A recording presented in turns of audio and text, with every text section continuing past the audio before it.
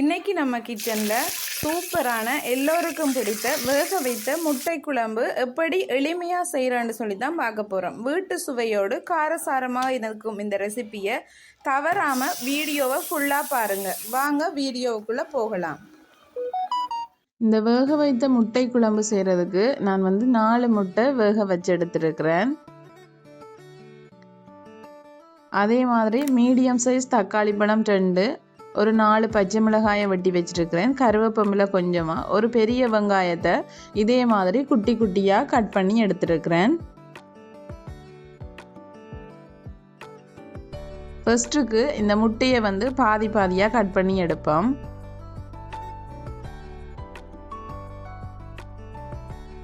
இது நான் ஊர் முட்டை தான் எடுத்துருக்கிறேன். நீங்கள் பாம்கோழி முட்டை எடுக்கிறனாலும் ஓகே. நான் ஊர்கோழி முட்டை பாருங்கள், அந்த முட்டை மஞ்சள் கருவிலேயே தெரியுது எவ்வளோ நல்ல மஞ்சள் கலராக இருக்குன்னு சொல்லி. இனி வாங்க இப்படி அந்த குழம்பு வைக்கிறேன்னு சொல்லி பார்ப்போம். விறகடுப்பில் செய்கிறபடியாக தாச்சி நல்ல சூடாக இருக்குது. கொஞ்சமாக எண்ணெய் சேர்த்துக்கொள்கிறேன். நான் தேங்காய் எண்ணெய் தான் சேர்க்கிறேன். வெந்தயம், பெரிய சீரகம் கொஞ்சமாக சேர்த்துக்கொள்ளுங்க.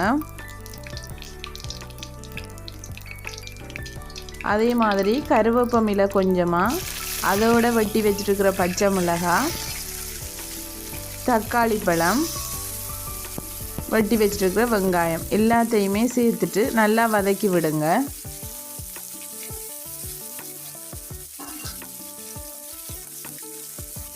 இந்த வெங்காயம் தக்காளி பழம் வதங்கிறதுக்கு தேவையான தூளுப்பு கொஞ்சமாக சேர்த்துக்கொள்கிறேன்.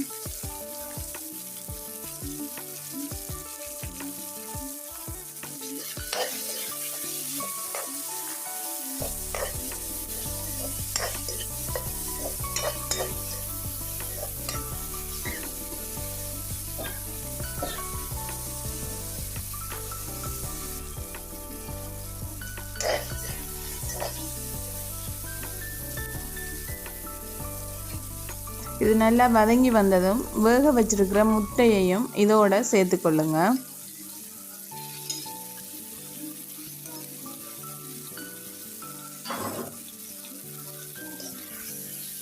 சேர்த்துட்டு நல்லா வதக்கி விடுங்க.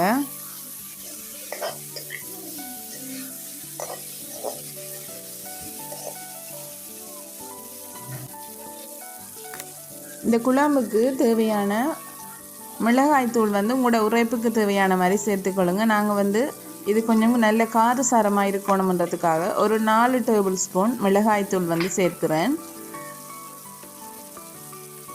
அதோட கல்லுப்பு கொஞ்சமாக சேர்க்கிறேன். இது இந்த டேஸ்ட்டை கூட்டுறதுக்காக தேங்காய் பால் 2 பால் சேர்த்துக்கொள்கிறேன்.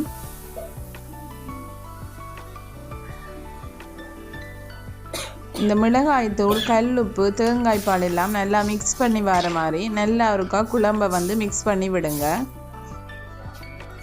விறகடு பண்ணபடியாக உங்களுக்கு ஓரங்களில் பார்த்தாலே தெரியும் நல்லா கொதி வரும். டக்கண்டு இந்த கறியும் வேகமாக கொதிச்சு வந்துடும். பாருங்கள், நல்லா கொதிச்சு வந்துட்டுது. இந்த குழம்பு உங்களுக்கு நல்லா ஓரளவான வத்தி வரணும். பாருங்கள், இதே மாதிரி நல்லா வத்தி வரணும். இந்த டைமில் நான் தேங்காய் பால் முதலாம் பால் கொஞ்சமாக எடுத்து வச்சுருந்தேன். நான் அதையும் சேர்த்துக்கொள்கிறேன். ஒரு 1/4 டேபிள் ஸ்பூன் அளவு கரம் மசாலா, அதாவது ஏலக்காய், கிராம்பு, பிரியாணி இலை எல்லாமே சேர்த்து அரைச்சி வச்சுருக்கிறேன். நான் அதில் ஒரு 1/4 டேபிள் ஸ்பூன் சேர்த்துக்கொள்கிறேன். சேர்த்துட்டு நல்லா மிக்ஸ் பண்ணி விடுங்க.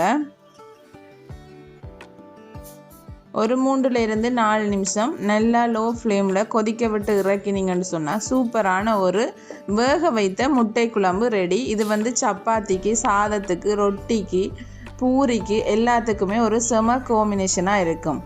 ஓகே, இந்த வீடியோ பிடிச்சிருந்தா லைக் பண்ணுங்கள், கமெண்ட் பண்ணுங்கள், ஷேர் பண்ணுங்கள். மறக்காமல் ரெச்சு கிச்சனை சப்ஸ்கிரைப் பண்ணிக்கொள்ளுங்கள். தேங்க்யூ. நெக்ஸ்ட் வீடியோவில் சந்திப்போம்.